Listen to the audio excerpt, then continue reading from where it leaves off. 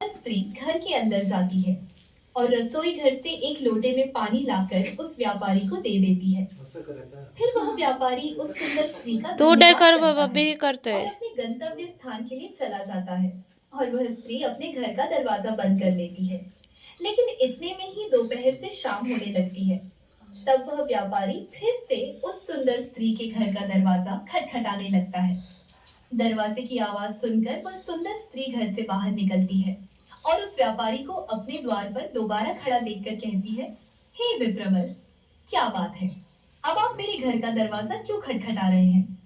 फिर वह व्यापारी उस सुंदर स्त्री से कहता है, हे सुंदरी, मैं इसलिए दरवाजे को खटखटा रहा था क्योंकि अभी रात हो गई है और मुझे रात में बहुत डर लगता है। इसीलिए क्या मैं आज की रात आपके घर में ठहर सकता हूँ?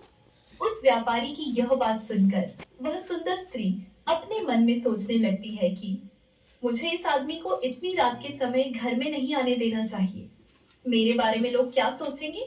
लेकिन यह आदमी मुझे देखने में शरीफ लग रहा है। चलो, इसे घर में रुकने के लिए जगह दे देती हूँ। इतनी रात को यह कहाँ जाएगा?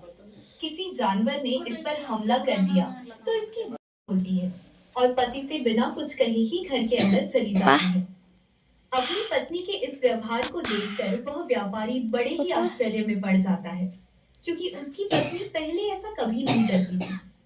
फिर वह व्यापारी अपनी पत्नी के पास जाता है और कहता, हे प्रिय, क्या बात है? तुम इतना क्रोधित क्यों हो रही हो? मुझे बताओ, मैं तुम्हारी उस समस्या का निवारण अवश्य करूंगा। अपने पति की बात सुनकर उसकी पत्नी उससे कहती, सुना है कि आप कल किसी स्त्री के घर पर रुके हुए थे। आप मुझसे क्या छिपा रहे हैं? तब वह व्यापारी अपनी पत्नी से कहता है कि हे प्रिय, रोज